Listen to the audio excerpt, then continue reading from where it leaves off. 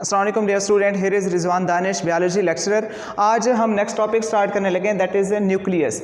Nucleus जो है ये सेल ऑर्गेनेल्स का एक पार्ट है जो सेल्स के अंदर डिफरेंट ऑर्गेनेल्स पाए जाते हैं, जैसे न्यूक्लियस है, राइबोसोम्स है, माइटोकॉन्ड्रिया है, प्लास्टिड है, गोल्जी बॉडीज़ हैं, एंडोप्लाज्मिक रेटिकुलम है, वैक्यूल्स हैं, सेंट्रियोल्स हैं। ये जितने भी ऑर्गेनेल्स हैं उनमें से न्यूक्लियस भी एक ऑर्गेनेल है जिसका आज हम स्ट्रक्चर और फंक्शन आज हम डिस्कस करने लगे हैं। सेल के अंदर जो है ये जो न्यूक्लियस जिसने डिस्कवर किया था वो था रॉबर्ट ब्राउन। 1838 में जो है ना उसने न्यूक्लियस को डिस्कवर किया था, जिसको जो है उर्दू में जो है ना मरकज़ा भी कह देते हैं कि ये सेंट्रल पार्ट है कि किसी भी सेल के ये दरमियान में पाया जाता है। तो ये जो न्यूक्लियस है ये प्रोमिनेंट है यूकैरियोट्स के अंदर। यूकैरियोट्स में वाज़े तौर पे न्यूक्लियस पाया जाता है, जबकि प्रोकैरियोट्स में वाज़े न्यूक्लियस, प्रोमिनेंट न्यूक्लियस जो है वहाँ पे नहीं पाया जाता। तो अगर हम देखें कि ये प्रोकैरियोट्स और यूकैरियोट्स में डिफरेंस हम देखते हैं कि प्रो का मतलब होता है फॉल्स और बिफोर, और कैरियोट्स जो है ना ये लफ्ज़ निकला कैरियन से। कैरियन का मतलब होता है न्यूक्लियस, तो इसका मतलब है जिसके अंदर फॉल्स न्यूक्लियस है। फॉल्स का मतलब ये नहीं कि कोई झूठा न्यूक्लियस है, मतलब वाज़े तौर पे उनके अंदर नहीं पाया जाता, उसको हम न्यूक्लियोइड कह देते हैं। जबकि यूकैरियोट्स के अंदर जो है ना ये ट्रू न्यूक्लियस पाया जाता है। यू का मतलब होता है ट्रू, तो कैरियोट्स कैरियन से लफ्ज़ जिसका मतलब है न्यूक्लियस, यानी कि यूकैरियोट्स जो हैं वो जानदार होते हैं जिनके अंदर न्यूक्लियस वाज़े तौर पर होता है, वाज़े तौर पे पाया जाता है। और दूसरे अल्फाज में हम ये भी कहते हैं कि यूकैरियोट्स का जो न्यूक्लियस होता है उसके बाहर न्यूक्लियर इन्वेलप पाया जाता है, जबकि प्रोकैरियोट्स के न्यूक्लियस के बाहर न्यूक्लियर इन्वेलप नहीं पाया जाता। तो हमने देखा कि प्रोमिनेंट किसके अंदर है, ये न्यूक्लियस यूकैरियोट्स के अंदर। और इसके अलावा ये वैसे सेल के सेंटर में पाया जाता है, लेकिन जो प्लांट जो है मेच्योर हो जाते हैं, उनका वैक्यूल बड़ा हो जाता है, तो तब न्यूक्लियस जो है एक साइड पर पुशअप हो जाता है, एक साइड पर चला जाता है। तो वहाँ जो है मेच्योर प्लांट के जो सेल होता है उसका जो न्यूक्लियस होता है वो हमें साइड पे दिखाई देता है।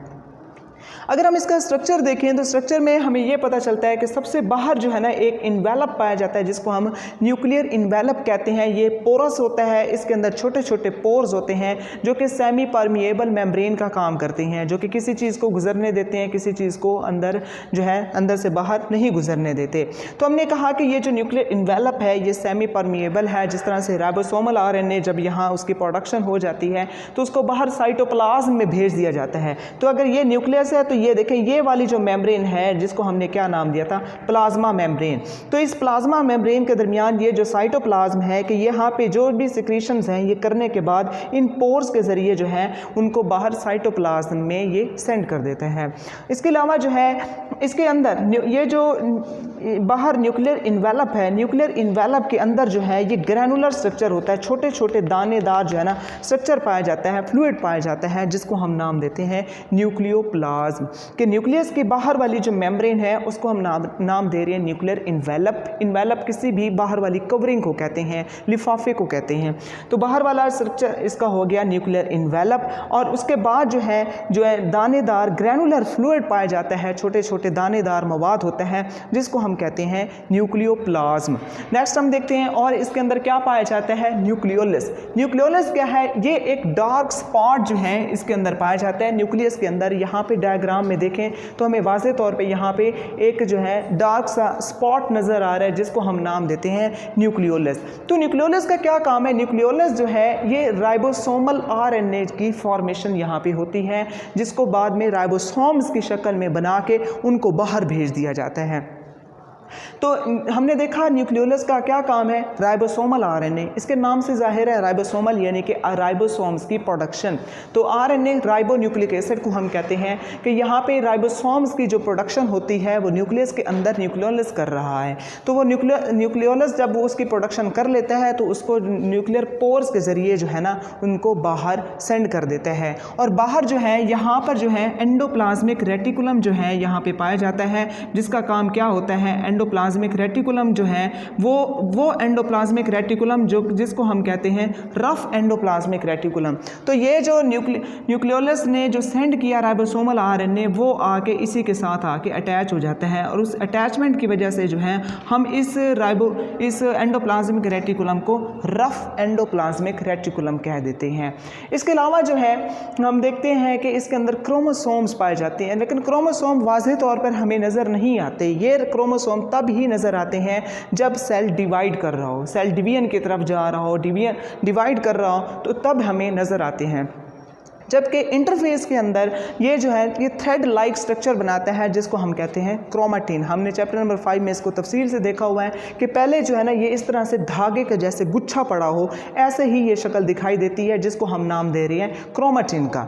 तो ये जब क्रोमेटिन है, जब ये डिवाइड होने लगता है ये सेल, तो ये क्रोमेटिन कंडेंस होता है, आपस में सिकुड़ते हैं। सिकुड़ने के बाद जो है ये इस तरह से क्रोमोसोम की शक्ल इख्तियार कर लेता है, जिसमें दो जो है थ्रेड हैं जिनको हम जो है क्रोमेटिन से जो है ना बाद में जो है ना वो क्रोमोसोम्स के अंदर जो है कन्वर्ट हो जाते हैं। तो हमने देखा कि क्रोमोसोम जो है वैसे विजिबल नहीं है, ये सिर्फ तभी विजिबल होते हैं जब सेल डिवाइड कर रहा हो और वो जो क्रोमेटिन है वो क्रोमेटिन क्रोमोसोम की शक्ल इख्तियार कर लेता है। नेक्स्ट वन इज़ कि ये जो क्रोमोसोम्स हैं ये डीएनए और प्रोटीन के बने होते हैं, जबकि जो जिसके अंदर डोमिनेंट न्यूक्लियस नहीं है, यानी कि प्रोकैरियोट्स की अगर हम बात करें जिसमें डोमिनेंट न्यूक्लियस नहीं पाया जाता, उसका जो न्यूक्लियस है वो सिर्फ डीएनए का बना हुआ होता है, वहाँ पर कोई प्रोटीन वगैरह इस तरह की जो है ना सिंथेसिस नहीं होती। तो न्यूक्लियस के इस जो है टॉपिक के अंदर हमने देखा कि इसके बाहर न्यूक्लियर इन्वेलप है। न्यूक्लियर इन्वेलप के अंदर जो है दानेदार कुछ फ्लूइड पाया जाता है जिसको हम न्यूक्लियोप्लाज्म कहते हैं, और इसके अलावा न्यूक्लियोलस पाया जाता है। न्यूक्लियोलस के एक डार्क स्पॉट की तरह होता है जहाँ पर आरएनए की फॉर्मेशन होती है। जब आरएनए की फॉर्मेशन यहाँ पर हो जाती है, यानी कि राइबोसोमल आरएनए, तो उससे फिर राइबोसोम्स बनते हैं जिनको बाहर भेज दिया जाता है न्यूक्लियर पोर्स के जरिए।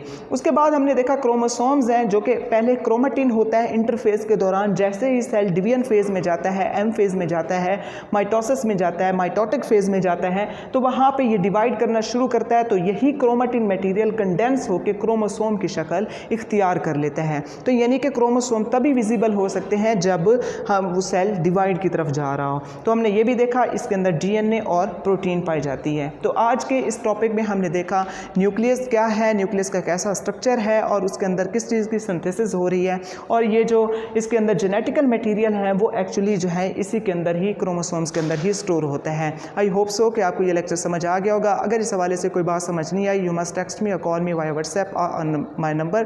Lecture dismiss.